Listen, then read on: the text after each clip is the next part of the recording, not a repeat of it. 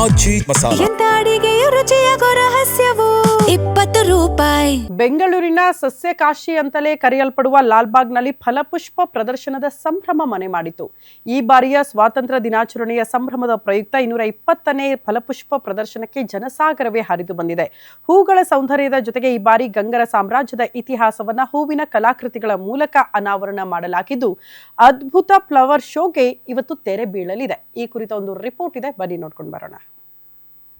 ಬೆಂಗಳೂರಿನ Lalbagh flower show super hit. ಅಲಂಕಾರಕ್ಕೆ 34 ಲಕ್ಷಕ್ಕೂ ಹೆಚ್ಚು ಹೂವುಗಳ ಬಳಕೆ, 8 ಲಕ್ಷ ಜನ ಭೇಟಿ, 8.5 ಕೋಟಿ ಭರ್ಜರಿ ಆದಾಯ ಸಂಗ್ರಹ.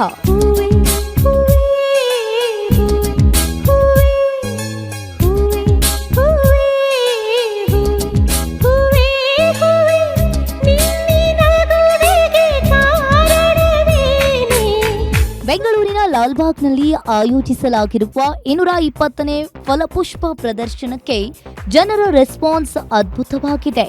ವೀಕೆಂಡ್ ಮುಗಿದ್ರೂ ಲಾಲ್ಬಾಗ್ಗೆ ಹರಿದು ಬರ್ತಾ ಇರುವ ಪ್ರವಾಸಿಗರ ಸಂಖ್ಯೆ ಮಾತ್ರ ಕಡಿಮೆಯಾಗಿಲ್ಲ. ರಾಜ್ಯದ ಮೂಲೆ ಮೂಲೆಗಳಿಂದ ಆಗಮಿಸ್ತಾ ಇರುವ ಜನ ಸಾಗರ ಹೂವುಗಳ ಲೋಕದಲ್ಲಿ ತೇಲಾಡ್ತಾ ಇದೆ. ಈ ಬಾರಿ ಫಲಪುಷ್ಪ ಪ್ರದರ್ಶನದಲ್ಲಿ ಗಂಗರ ಸಾಮ್ರಾಜ್ಯದ ಭವ್ಯ ಇತಿಹಾಸ ಮತ್ತು ಸಂಸ್ಕೃತಿಯನ್ನ ಕಲಾತ್ಮಕವಾಗಿ ಕಣ್ಮುಂದೆ ತರಲಾಗಿದೆ.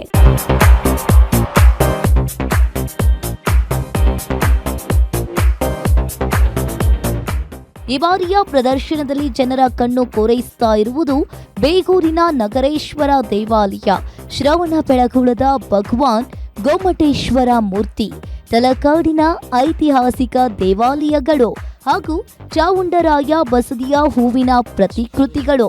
ಗಂಗರ ಇತಿಹಾಸದ ಪ್ರಮುಖ ಅಧ್ಯಾಯಗಳನ್ನು ಇಲ್ಲಿ ಜೀವಂತವಾಗಿ ಮರುಸೃಷ್ಟಿಸಲಾಗಿದೆ.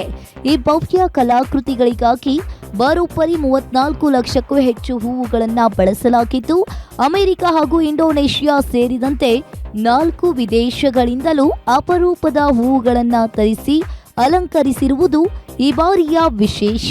ಕಣ್ಣಿಗೆ ಹಬ್ಬ ಅಂತ ಅನ್ನಿಸ್ತು. ತುಂಬ ಚೆನ್ನಾಗಿದೆ.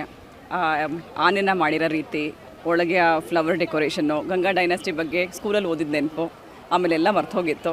ಅದ್ರ ಬಗ್ಗೆ ಸ್ವಲ್ಪ ರಾಚಮಲ್ಲ ಆ ಎಲ್ಲ ಹೆಸರು ಮತ್ತೆ ನೆನಪಿಗೆ ಬಂತು.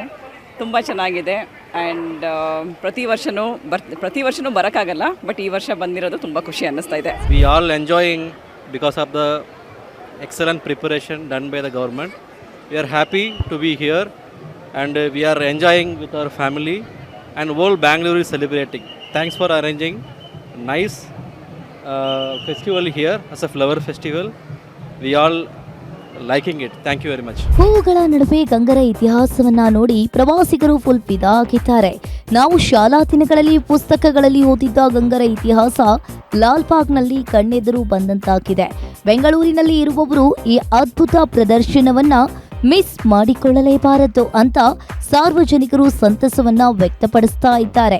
ಹೌದು, ಈ ಬಾರಿಯ ಫ್ಲವರ್ ಶೋ ಕೇವಲ ಪ್ರದರ್ಶನ ಅಷ್ಟೇ ಅಲ್ಲ, ದಾಖಲೆಯ ಆದಾಯವನ್ನ ತಂದುಕೊಟ್ಟಿದೆ. ಇಲ್ಲಿಯವರೆಗೆ ಬರೋಬ್ಬರಿ 8 ಲಕ್ಷಕ್ಕೂ ಹೆಚ್ಚು ಮಂದಿ ಲಾಲ್ಬಾಗ್ಗೆ ಭೇಟಿ ನೀಡಿದ್ದು, ಬರೋಬ್ಬರಿ 8.5 ಕೋಟಿ ರೂಪಾಯಿಯಷ್ಟು ಟಿಕೆಟ್ ಹಣ ಸಂಗ್ರಹವಾಗಿದೆ. ಇತಿಹಾಸದ ಪುಟಗಳನ್ನ ನೆನಪಿಸಿದ ಈ ಬಾರಿಯ ಪುಷ್ಪ ಕಾಶಿಯನ್ನ ನೀವಿನ್ನೂ ನೋಡಿಲ್ಲ ಅಂದ್ರೆ ಮಿಸ್ ಮಾಡದೆ ಒಮ್ಮೆ ಭೇಟಿ ನೀಡಿ ಕಣ್ತುಂಬಿಕೊಳ್ಳಿ. ಪ್ರಗತಿ ಗೌಡ, ಗ್ಯಾರಂಟಿ ನ್ಯೂಸ್, ಬೆಂಗಳೂರು.